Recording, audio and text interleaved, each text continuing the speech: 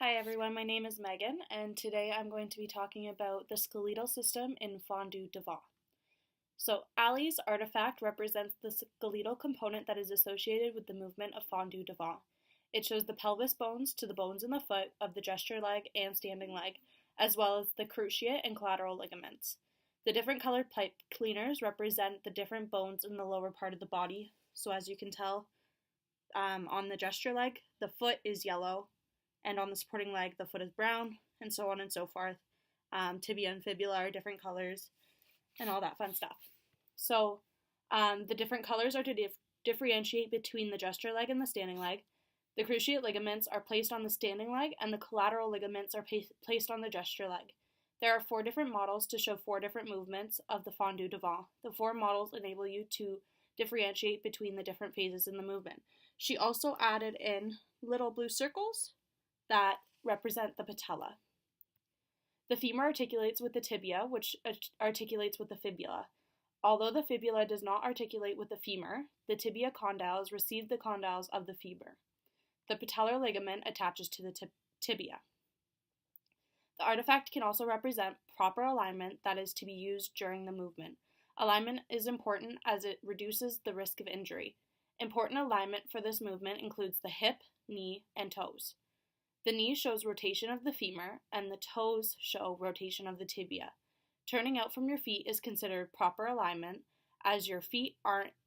Turning out from your feet is considered improper alignment, as your feet aren't in line with your knees and hips anymore. Alignment depends on how your bones are set up, but most times the feet are pointed in the direction of the toes.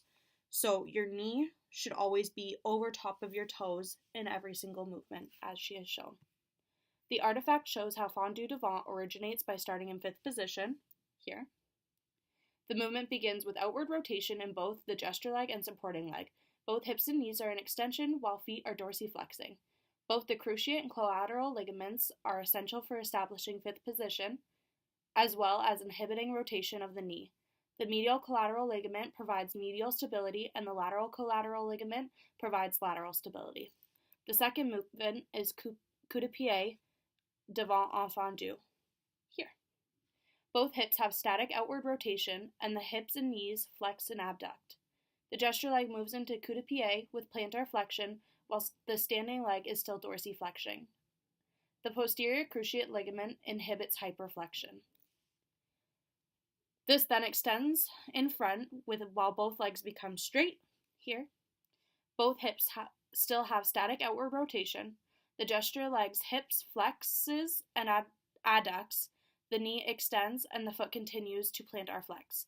The standing leg's hip adducts and extends, and the knee extends, and the foot is still dorsiflexing on the ground.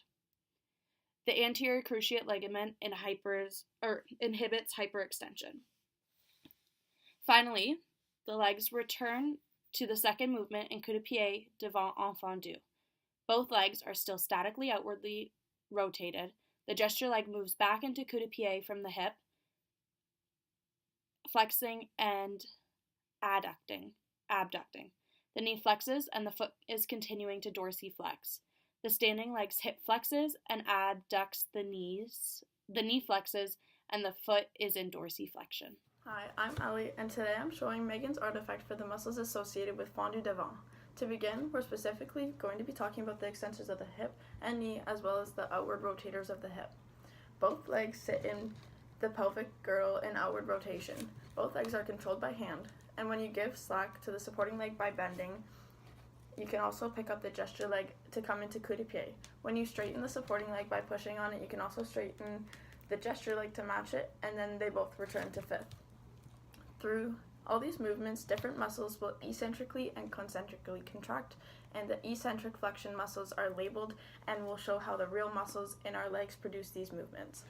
When Fondue Devant, the hips and knees are eccentrically flexing. This means the functional groups would be the hip and knee extensors. The reason it is the extensors and not the flexors is because the body is yielding to what gravity wants, which creates an eccentric contraction.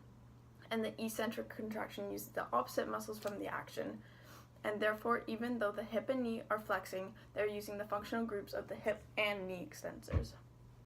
In outward rotation, the legs used are 6 deep rotators, which consist of the piriformis, gemellus superior and inferior, obturator externus and internus, and quadratus femoris.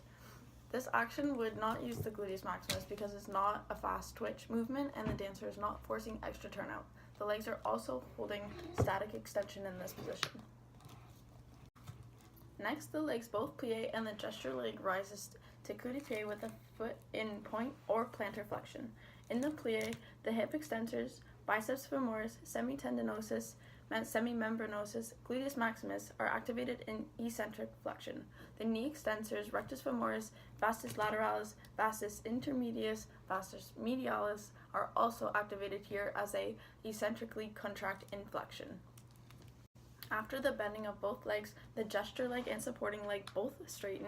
The gesture leg is floating above the floor at about 20 degrees. This is a concentric contraction of the extensors of the hip, of the supporting leg, and the knees of both legs. The legs then return to coup de pied and plie again using the hip extensors, biceps femoris, semitendinosus, semimembranosus, gluteus maximus, and the knee extensor, rectus femoris, vastus lateralis, vastus intermedius, vastus medialis in an eccentric contraction. The movement then finishes as the dancer returns to fifth position with both legs in outward rotation and at full extension.